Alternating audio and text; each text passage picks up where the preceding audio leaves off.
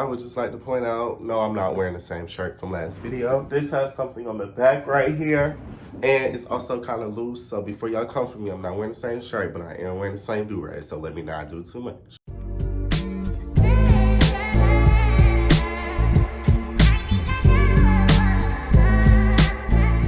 What is up, y'all? It's Season Jamal, and I'm back with another vloggy vlog. This is a W. Happy Vlogmas Day 3, y'all. I'm actually really excited about how consistent I am being. It's Day 3, and I did not give up yet. I don't know why I look like I'm so hot and sweaty, girl. I put Vaseline on, that's probably why. But like I was saying, if you read that title, you can see that today's story time is about the time he tried to play me. This story takes place in 2019, great year, before COVID.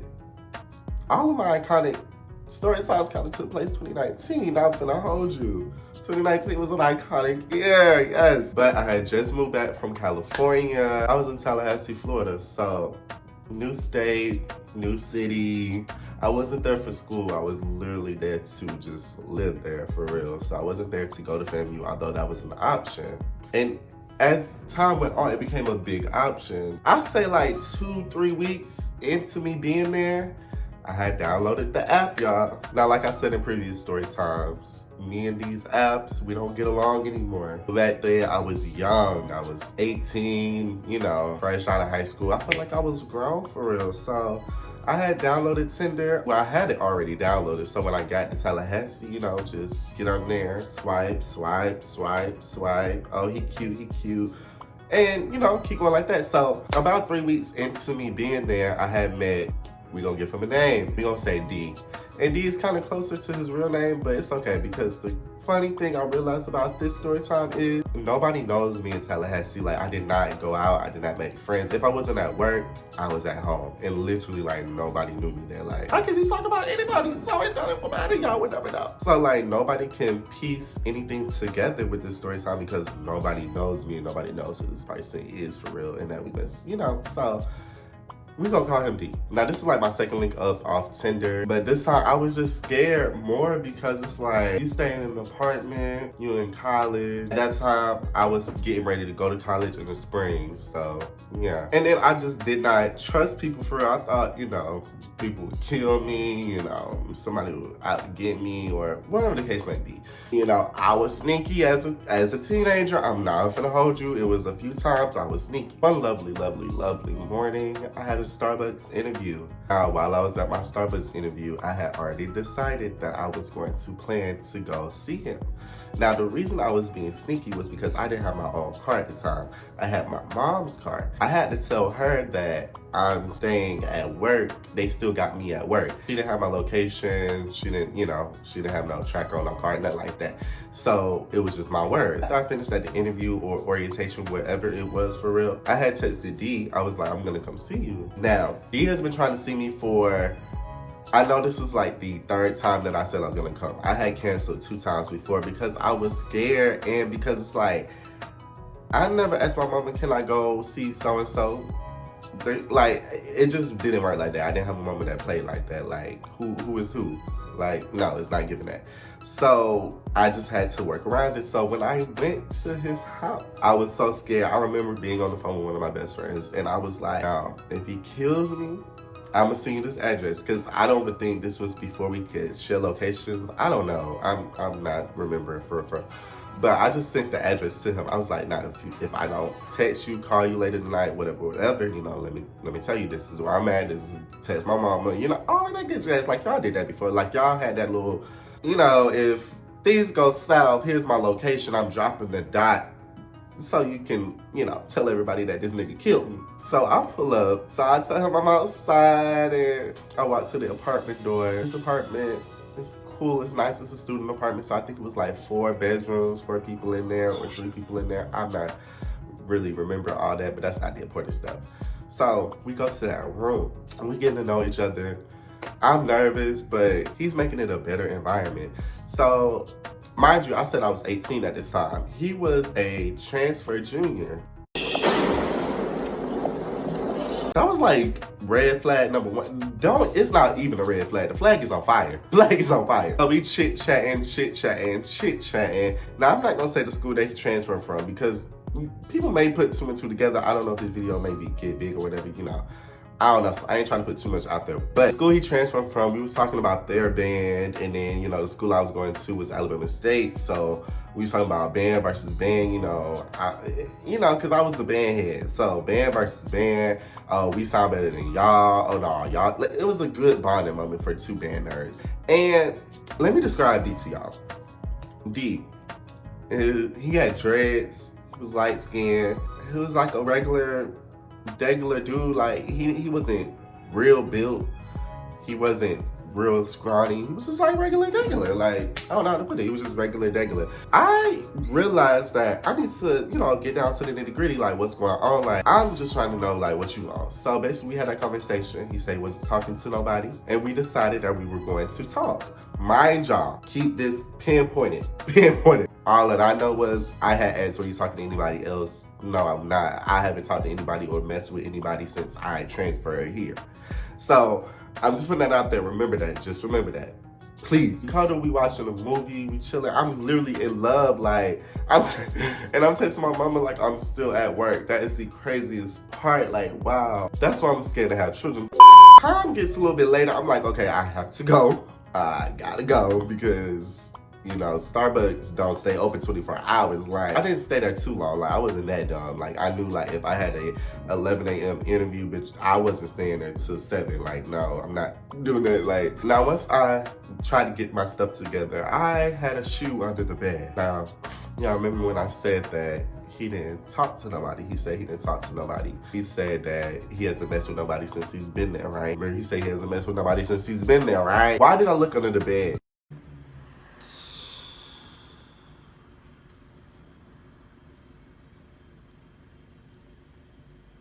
And I found an empty condom wrapper. This is our first link up. Like, we haven't even did anything, and you just sat here and lied to my face. Like, you didn't have to lie. You did not have to lie. You could have just said you had passed whatever with people. Because why is there an empty condom wrapper under your bed? That does not make sense. I swear to God, y'all. I seen that, and I ignored it. I was so dumb, y'all. I was so dumb. I ignored it. I act like I didn't see it. I didn't grab it. I didn't do nothing. All I did was put my shoe on.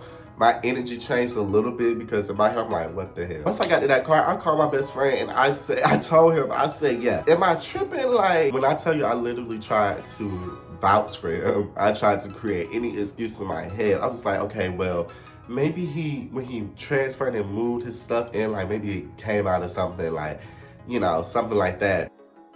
Because why is it there? Why is it, like, there was no excuse. Like, it's just no excuse. It's literally no excuse. I paid it because I was like, whatever it was before me. So he could have just did this recently, but it was before he met me. He doesn't owe me no loyalty to that. But when he does owe me, he does owe me the truth. Because you're not gonna sit up in my face and lie.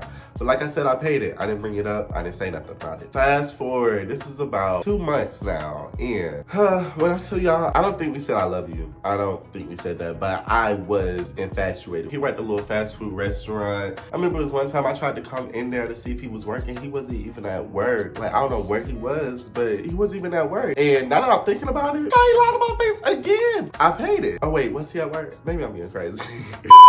He done went home for the weekends and I miss him so much, so I ended up telling my mom about him because I wanted to see him when he got back. So I ended up telling my mom about him, and thinking of my mom, mind you, like I said, I had told her that me and him, you know, were talking and I was seeing somebody, whatever.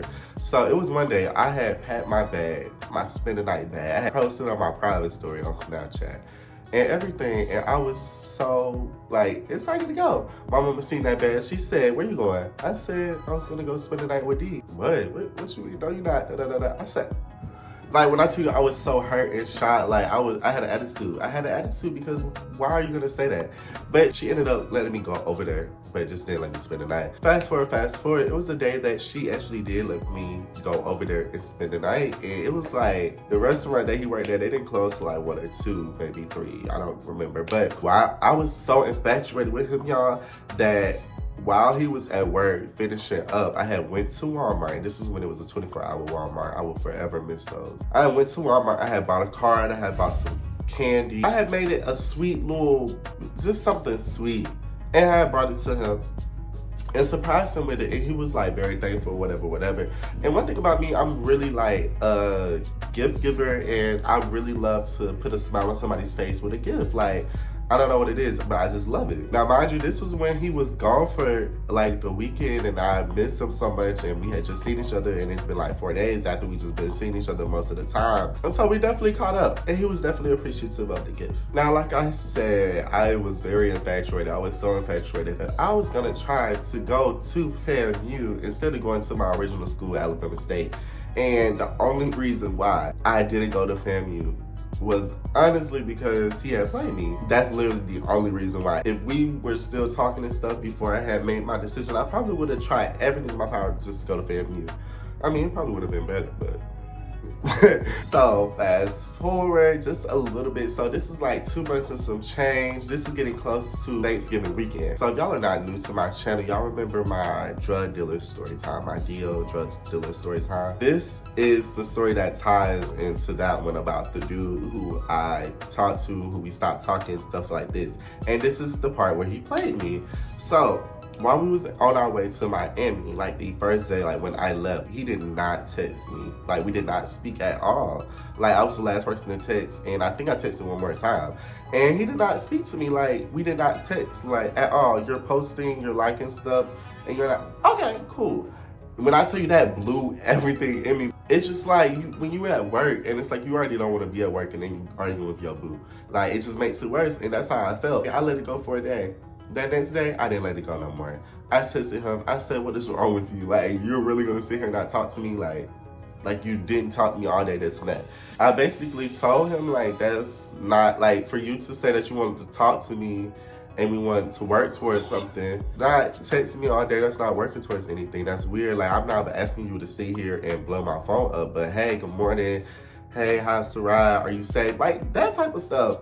This man gonna text me and say, I told you I never wanted a relationship. That was the part that stuck out in his message reply. Already that set me off. Y'all remember when I told y'all that he said that he wanted to talk, get to know each other, all of that good stuff.